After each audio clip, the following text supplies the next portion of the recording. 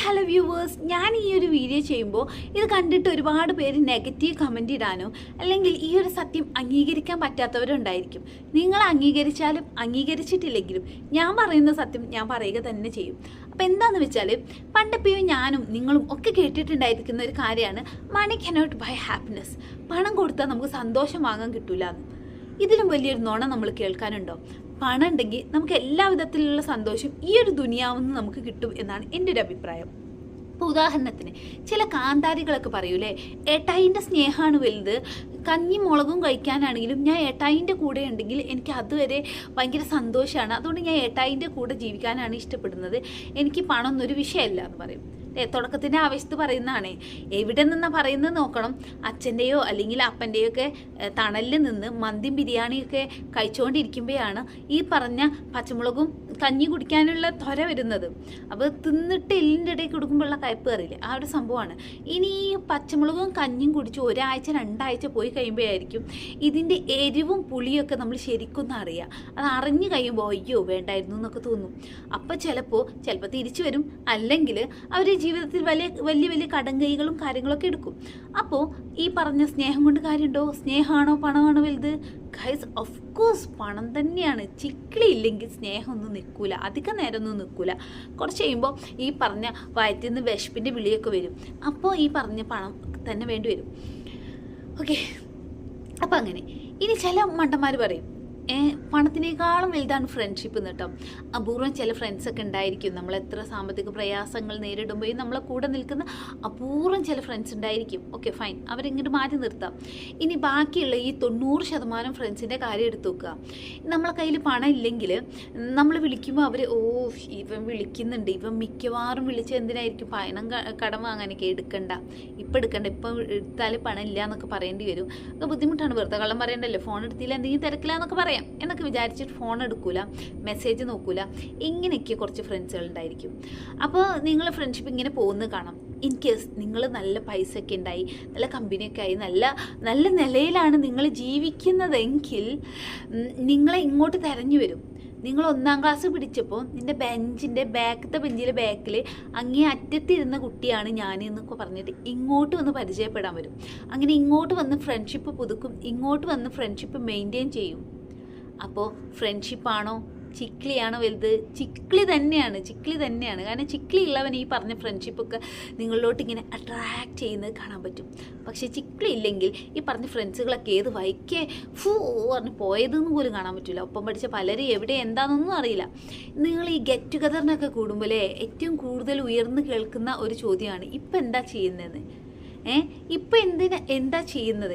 അത് ചോദിക്കുന്നത് എന്തിനാന്ന് വെച്ചാൽ, നിങ്ങളെ എത്രമാത്രം നിങ്ങളുള്ള ഫ്രണ്ട്ഷിപ്പ് മെയിൻറ്റെയിൻ ചെയ്യണം, ആൻഡ് എത്രമാത്രം നിങ്ങളുമായിട്ടുള്ള ബന്ധം മെയിൻറ്റെയിൻ ചെയ്ത് മുന്നോട്ട് കൊണ്ടുപോകണം എന്ന് അറിയാനുള്ള ഒരു അളവുകോലാണ് ഇപ്പം എന്താ ചെയ്യുന്നതെന്ന്. ചിലർ സ്നേഹത്തോടെ എന്താ നിങ്ങൾ വിശേഷങ്ങൾ അറിയാൻ വേണ്ടി ചോദിക്കുന്നവരുണ്ടായിരിക്കും.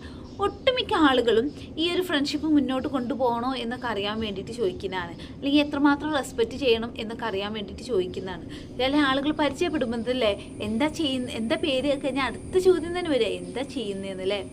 ചില ആളുകൾ പേര് ചോദിക്കുന്നതിന് മുന്നേ ചോദിക്കും എന്താ ചെയ്യുന്നതെന്ന്. അപ്പോൾ ഈ ഒരു സംഭവം നമ്മളെ ശരിക്കും അളക്കാൻ വേണ്ടിയിട്ടുള്ള ഒരു കാര്യം തന്നെയാണ്. ഫ്രണ്ട്സിനെ പോലെ തന്നെയാണ് നമുക്ക് സന്തോഷം തരുന്ന, അല്ലെങ്കിൽ നമുക്ക് ബന്ധങ്ങൾ എന്നൊക്കെ പറഞ്ഞാൽ നമ്മളെ റിലേറ്റീവ്സ് അല്ലേ. നമ്മളിപ്പോൾ എന്തെങ്കിലും പരാജയ സിറ്റുവേഷനിലാണ് നമ്മൾ കടന്നു പോകുന്നതെങ്കിൽ നമ്മളെ റിലേറ്റീവ്സിൻ്റെ അടുത്തുനിന്ന് കോളോ മെസ്സേജോ അങ്ങനത്തെ കാര്യങ്ങളൊന്നും ഉണ്ടാവില്ല.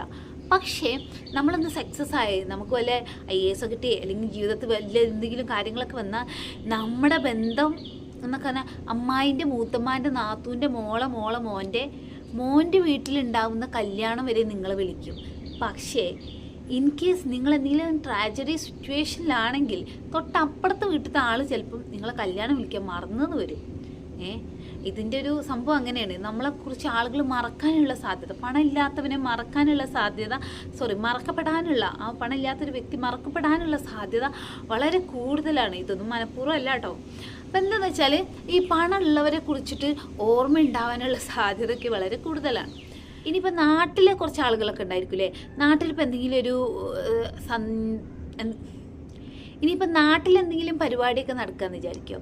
ഒരു പൈസ ഇല്ലാത്തൊരാൾ ഭയങ്കരമായിട്ട് ആ ഒരു പരിപാടിക്കും വേണ്ടി പന്തൽ കെട്ടാനും സ്റ്റൂളിൽ ഇരുത്താനും എല്ലാവിധ ഓടി നടന്ന് എല്ലാവർക്കും വെള്ളം കൊടുക്കാനും ഇങ്ങനെ എല്ലാ കാര്യത്തിനും ആക്റ്റീവായി പണിയെടുത്തിട്ടുണ്ടെങ്കിലും പൈസക്കാരൻ അതിനു വേണ്ടി ഡൊണേഷൻ കൊടുത്തിട്ടില്ല, അല്ലെങ്കിൽ ഡൊണേഷൻ കൊടുക്കാൻ സാധ്യതയുണ്ട് എന്ന് ഈ സംഘാടകർക്ക് തോന്നുന്ന ആരെങ്കിലുമൊക്കെ വന്നാൽ, നല്ലൊരു ഡ്രസ്സൊക്കെ ഇട്ട് വെൽ സെറ്റിൽഡ് ആയ ഒരാളെ ലുക്കിൽ ഇങ്ങനെ കയറി വന്നാൽ അയാൾക്ക് ചിലപ്പോൾ മുന്നത്തെ സീറ്റ് തന്നെ, മുന്നത്തെ റോയൽ എനോയിൽ സീറ്റൊക്കെ ഇട്ടിരിക്കും, കയറി ഇരിക്കും എന്നൊക്കെ പറഞ്ഞ് ഭയങ്കര സ്നേഹത്തോടൊക്കെ അയാൾ ട്രീറ്റ് ചെയ്യും. അപ്പോൾ നമ്മൾ ആത്മാർത്ഥതയാണോ വലുത്, ചിക്കിളിയാണോ വലുത്? ചിക്കിളി ഉള്ളവന് ഈ പറഞ്ഞിട്ടുള്ള എല്ലായിടത്തും പരിഗണന കിട്ടുന്നത് കാണാൻ പറ്റും. ഇനി നമ്മളെല്ലാവരും പറയില്ലേ, അമ്മ മനസ്സ് തങ്ക മനസ്സ്. അതെ, ഈ പറഞ്ഞ അമ്മമാർക്കിടയിൽ തന്നെ ഇപ്പോൾ ഒരു അമ്മക്ക് 2 മക്കളുണ്ട് നോക്കാം.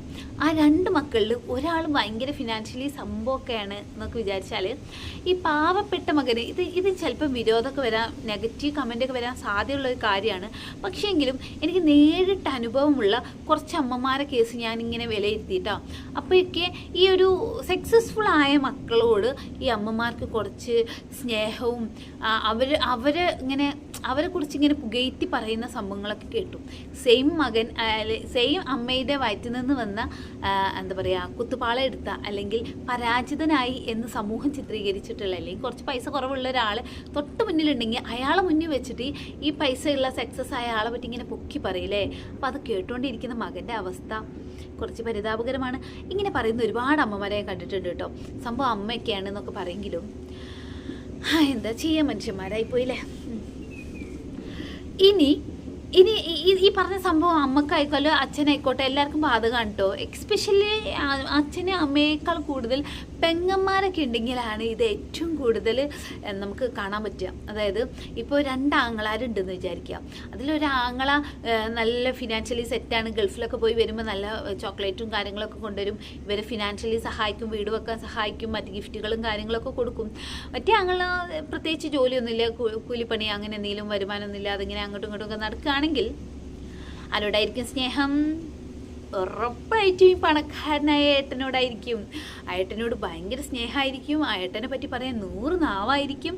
അപ്പോൾ ഈ നാട്ടിലുള്ള അല്ലെങ്കിൽ ഈ പ്രത്യേകിച്ച് ജോലിയും കൂലിയൊന്നും ഇല്ലാത്ത ബ്രദറായിരിക്കും ചിലപ്പോൾ ഇവരെ വീട്ടിലോട്ട് കൊണ്ടുപോയാക്കുന്ന, ഇവരെ മക്കളെ സ്കൂളിൽ കൊണ്ടുപോകുന്ന, ഇവരെ മറ്റ് ഹോസ്പിറ്റലിലേക്ക് കൊണ്ടുപോകുന്ന എല്ലാ കാര്യങ്ങളും ചെയ്യുന്ന ഈ പൈസ ഇല്ലാത്ത ഈ പാവപ്പെട്ടവനായിരിക്കും. പക്ഷെ അതിനൊന്നും ഇവിടെ വാല്യൂ ഉണ്ടായിരിക്കില്ല.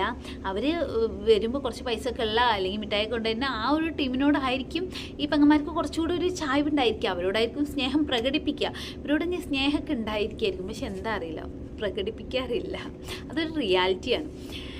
അപ്പോൾ ഞാൻ പറഞ്ഞല്ലോ, സ്നേഹം ഇനി ബന്ധത്തിലായിക്കോട്ടെ, ബന്ധുക്കൾക്കിടയിലും അമ്മായിമാർ, അമ്മാവന്മാർ, ഇവർ എല്ലാവരും എല്ലാ രീതിക്കുള്ള ബന്ധത്തിലും ഈ പറഞ്ഞ പണത്തിന് ഭയങ്കര ഇമ്പോർട്ടൻ്റ് ഉണ്ട്. അപ്പോൾ മക്കളെ, നമ്മളോട് ഇനി പണം കൊണ്ട് സന്തോഷം കിട്ടില്ല എന്ന് പറഞ്ഞവരോട് എന്ത് പറയണം? പണം കൊണ്ട് ബന്ധങ്ങൾ കിട്ടും, പണം കൊണ്ട് ഫ്രണ്ട്ഷിപ്പ് കിട്ടും, പണം കൊണ്ട് ആരോഗ്യം കിട്ടും. അപ്പോൾ നിങ്ങൾ ചോദിക്കും, പണം കൊണ്ട് എങ്ങനെ ആരോഗ്യം കിട്ടാമെന്ന്? ഓക്കെ, ഞാൻ പറയട്ടെ. ഇപ്പോൾ 2 സാഹചര്യത്തിൽ ജീവിക്കുന്ന വ്യക്തികൾ. ഒരാൾക്ക് പണമുണ്ട്, അയാൾക്ക് നല്ല ഹൈ ക്വാളിറ്റിയുള്ള ഫ്രൂട്ട്സും വെജിറ്റബിൾസും അയാൾക്ക് ആവശ്യമുള്ള പ്രോട്ടീനും മറ്റു കാര്യങ്ങളൊക്കെ വാങ്ങാനുള്ള പണമുണ്ട്. അയാളെ ഡയറ്റ് നോക്കാനും ഡോക്ടേഴ്സ് ഉണ്ട്, അയാളെ റെഗുലർ ചെക്കപ്പ് നടത്താനുള്ള പൈസയും കാര്യങ്ങളൊക്കെ ഉണ്ട്. ഇനി ഇങ്ങേ സൈഡിൽ പണമില്ലാത്ത ഒരാൾ, അയാൾക്ക് ഈ പറഞ്ഞ മാതിരി ഡോക്ടേഴ്സിനെ റെഗുലർ ചെക്കപ്പിന് പോകാനോ, അല്ലെങ്കിൽ അയാളെ ഡയറ്റ് നോക്കാനോ ഡയറ്റീഷ്യനെ വെക്കാനോ, അല്ലെങ്കിൽ അയാൾക്ക് ആവശ്യത്തിനുള്ള പ്രോട്ടീനോ കാര്യങ്ങളൊക്കെ കിട്ടാനൊക്കെ ബുദ്ധിമുട്ടായിരിക്കും. ചിലപ്പോൾ റേഷനരിയൊക്കെ ആയിരിക്കും. റേഷനരി മോശമാണെന്നല്ല കേട്ടോ, പക്ഷെങ്കിലും അയാൾക്ക് ഹെൽത്ത് കിട്ടാനുള്ള സാധ്യത വളരെ കൂടുതലായിരിക്കും. ഇയാൾ ഒരുപാട് ഹെൽത്ത് മറന്ന്, ആരോഗ്യം മറന്ന് പണിയെടുക്കുന്നുണ്ടായിരിക്കും. അപ്പോൾ അതിനാവശ്യമായ ഭക്ഷണം ഉണ്ടായിരിക്കില്ല അയാൾക്ക്. അപ്പോൾ ഈ പണം കൊണ്ട് ആരോഗ്യം കിട്ടും. ഇനി ഒരു പ്രസവമാണെന്ന് വിചാരിക്കുക. പ്രസവത്തിൽ ഇത് നമുക്ക് ഒരുപാട് കമ്പാരിസൺ ചെയ്യാൻ പറ്റും. ഇപ്പോൾ പ്രസവത്തിൽ ഒരു പാവപ്പെട്ട വീട്ടിലും ഒരു എന്താ പറയുക പണക്കാരനായ വീട്ടിലും ഒരു ഗർഭിണി ഉണ്ടായി. അപ്പോൾ ഈ ഗർഭിണിക്ക് ഒരേ മാസമൊക്കെയാണ് കേട്ടോ. ഈ പാവപ്പെട്ട വീട്ടിലെ ഗർഭിണിക്ക് പറഞ്ഞ മാതിരി അവർ വിചാരിച്ച മാതിരി ഡയറ്റ് എടുക്കാനോ അത്രയും ഹെൽത്തി ആയിട്ടുള്ള കാര്യങ്ങളൊന്നും കഴിക്കാനൊന്നും പറ്റില്ല. എന്നാലും അവരുടെ രീതിക്കൊക്കെ കഴിക്കുന്നൊക്കെ ഉണ്ടായിരിക്കും, പക്ഷേ എങ്കിലും അങ്ങനത്തെ കാര്യങ്ങളൊന്നും കിട്ടുന്നുണ്ടായിരിക്കില്ല. ഇവർക്ക് കുഞ്ഞിന് വെളുക്കാൻ വേണ്ടിയിട്ട് എന്താ കഴിക്കണ്ടേ, കുഞ്ഞിന് മറ്റേ ആരോഗ്യത്തിന് എന്താ കഴിക്കണ്ടേ, ഇതെന്താ കഴിക്കണ്ടേ, മറ്റെന്താ കഴിക്കണ്ടേ പറഞ്ഞിട്ട് ഇങ്ങനെ ചിന്തിക്കുന്നവരായിരിക്കും ഈ പണക്കാർ. ആൻഡ് ഇനി പ്രസവത്തിന് പോകുമ്പോൾ ഈ ഗവൺമെൻറ് ഹോസ്പിറ്റലിലൊക്കെ ആയിരിക്കും ഈ പാവപ്പെട്ടവർ പ്രസവിക്കുക. അവരുടെ ചിന്ത എന്തായിരിക്കും, അവിടുന്ന് പോകുമ്പോൾ ഇനി ബാക്കിയുള്ള ചിലവുകൾ ഉണ്ടാവുമല്ലോ, അതിനെ കുറിച്ചിട്ടൊക്കെ ആയിരിക്കും. ഇത് കഴിഞ്ഞിട്ട് പ്രസവ രക്ഷാ കാര്യങ്ങളൊക്കെ ചെയ്യുന്നതിൻ്റെ പൈസയെ കുറിച്ചിട്ട് ഇങ്ങനെ ടെൻഷൻ അടിച്ച് ഈ പ്രസവിക്കുന്നതിനേക്കാളും ടെൻഷനായിരിക്കും അത് കഴിഞ്ഞിട്ടുള്ള ആ പണം ചിലവാക്കുന്നതിനെ കുറിച്ചിട്ട് ഈ സ്ത്രീ അനുഭവിക്കേണ്ടി വരിക. പക്ഷേ പണക്കാരായ ഒരു സ്ത്രീയെ സംബന്ധിച്ച് അതിൻ്റെ ഒന്നും ആവശ്യമില്ല. അവരിങ്ങനെ ആ ഒരു ഒഴുക്കിനൊത്ത് ഇങ്ങനെ നിന്നെടുത്താൽ മതി. അവരെല്ലാ കാര്യങ്ങളും നോക്കാനും പണം എന്നുള്ള പവർഫുൾ ആയിട്ടുള്ള ഒരു ടൂൾ ഉള്ളതുകൊണ്ട് അവർക്ക് കുറച്ചുകൂടെ ഹെൽത്തി ആയിട്ട് സമാധാനപരമായിട്ട് സ്വസ്ഥമായിട്ട് അവരുടെ കുഞ്ഞുങ്ങളെ നോക്കാനും അവരെ നോക്കാനും ഒക്കെ ടേക്ക് കെയർ ചെയ്യാനൊക്കെ ബന്ധുക്കളുണ്ടായിരിക്കും. ആൻഡ് അതിനൊക്കെ സ്റ്റാഫുകളെ വെക്കാനും എല്ലാത്തിനും അവർക്ക് പണം ഉണ്ടായിരിക്കും. അപ്പം ആരോഗ്യവും മനസ്സമാധാനവും ഒക്കെ കിട്ടണമെങ്കിൽ പണം നിർബന്ധമാണ്. ഇപ്പോൾ രോഗം എടുത്ത് നോക്കുക, ഒരു ക്യാൻസർ വരിക, ഒരു പേഷ്യൻറ്റിന് ക്യാൻസർ ഉണ്ട്, വേറൊരു പാവപ്പെട്ട ഒരു പേഷ്യൻറ്റിനും ക്യാൻസർ ഉണ്ട്. ഈ പാവപ്പെട്ട ഫാമിലി ചിലപ്പോൾ റേഷനരി കുടിച്ച് അങ്ങനെയെങ്കിലും ജീവിച്ചു പോകുന്നത് സാധാരണ നോർമൽ വീഡിയോ. ആ വീട്ടിലൊരു ക്യാൻസർ വന്നാൽ അയാൾ ഈ വേദനയൊക്കെ അനുഭവിക്കുന്നതും ട്രീറ്റ്മെൻറ്റും മരുന്നെടുക്കാനൊക്കെ പ്രയാസപ്പെടുന്നു. ആൻഡ് അയാൾ ഫാമിലിയുടെ ബാലൻസ് തന്നെ തെറ്റും. ആ ഒരു വീട്ടിലുള്ള എല്ലാവരുടെയും സമാധാനവും അവർ ചിലപ്പോൾ പട്ടിണി വരെ വരാനുള്ള സാധ്യതയുണ്ട്. ഭയങ്കര പ്രയാസമായിരിക്കും. കാരണം ബാക്കി കുട്ടികളെ ഫീസ് അടക്കുന്നതിലും ഒക്കെ ഡിലേ വരും. മൊത്തത്തിൽ ആ വീട്ടിൽ മൊത്തത്തിൽ പ്രഷറും ടെൻഷനൊക്കെ ആവും. പക്ഷേ ഈ പണക്കാരൻ്റെ വീട്ടിൽ എന്തായിരിക്കും, ഈ രോഗം മാത്രമായിരിക്കും പ്രശ്നം അല്ലേ? ഈ രോഗം മാത്രമായിരിക്കും പ്രശ്നം, ഇയാളെ വേദന മാത്രമായിരിക്കും പ്രശ്നം. ആ ഒരു രോഗം മാറാനുള്ള ബാക്കി ഫണ്ട് അതിലോട്ട് ഇൻവെസ്റ്റ് ചെയ്തത് കൊണ്ട് ആ വീട്ടുകാർക്ക് ഫീസ് അടക്കാതിരിക്കാനോ അല്ലെങ്കിൽ വാടക എടുക്കുന്നതിൽ ബുദ്ധിമുട്ടോ അങ്ങനത്തെ കാര്യങ്ങളൊന്നും ഉണ്ടായിരിക്കില്ല. അപ്പോൾ സമാധാനം, ആരോഗ്യം, ബന്ധങ്ങൾ, ഫ്രണ്ട്ഷിപ്പ്, പ്രണയം, സ്നേഹം, ഇങ്ങനെ എല്ലാ സംഭവങ്ങളെയും അട്രാക്റ്റ് ചെയ്യുന്ന ഒരു പവർഫുൾ ആയിട്ടുള്ളൊരു സംഭവമാണ് ഈ പറഞ്ഞിട്ടുള്ള പണം. ഇതില്ലെങ്കിൽ നമുക്ക് ഈ പറഞ്ഞിട്ടുള്ള കാര്യങ്ങളൊക്കെ ഈ ദുനിയാവെന്ന് കിട്ടാൻ വലിയ ബുദ്ധിമുട്ടാണ്. അപ്പോൾ ഇനി ആരെങ്കിലും നിങ്ങളടുത്ത് പണമല്ല വലുത് വേറെ എന്തെങ്കിലും എന്നൊക്കെ പറഞ്ഞ് വരികയാണെങ്കിൽ മിണ്ടാണ്ട് അങ്ങ് മാറി നിൽക്കാൻ പറയുക. കാരണം പണത്തിന് വലിയ വാല്യൂ ഉണ്ട്. നിങ്ങൾ എന്നെ സ്നേഹിക്കുക, റെസ്പെക്റ്റ് ചെയ്യുക, അത് സൂക്ഷിച്ച് ഡീൽ ചെയ്യുക. ഇനിയുള്ള തലമുറയ്ക്കെങ്കിലും പണത്തിൻ്റെ ഇമ്പോർട്ടൻസ് പറഞ്ഞു കൊടുക്കുക. കൃത്യമായി പണം ചിലവഴിക്കുന്നതിനും സേവ് ചെയ്യുന്നതിനെ കുറിച്ചിട്ടുള്ള ക്ലാസ്സുകളും കാര്യങ്ങളൊക്കെ ഈ എഡ്യൂക്കേഷൻ സിസ്റ്റത്തിലൊക്കെ കൊണ്ടുവരുവാനും കൂടി ശ്രമിച്ചു കഴിഞ്ഞാൽ നമ്മളൊക്കെ അനുഭവിച്ച ചെറിയ ചെറിയ പ്രശ്നങ്ങളൊക്കെ ഇവരിൽ നിന്ന് മാഞ്ഞു പോകുന്നത് കാണാൻ പറ്റും. അടുത്ത തലമുറയെങ്കിലും സ്നേഹത്തോടെ, നല്ല ബന്ധത്തോടെ, ഹെൽത്തി ആയിട്ട്, സന്തോഷമായിട്ട്, സമാധാനമായിട്ട് ജീവിക്കട്ടെ. എല്ലാവർക്കും ഫിനാൻഷ്യൽ ഫ്രീഡം ഉണ്ടാവാൻ പറ്റട്ടെ. Thank you for watching this video. Please subscribe and support me.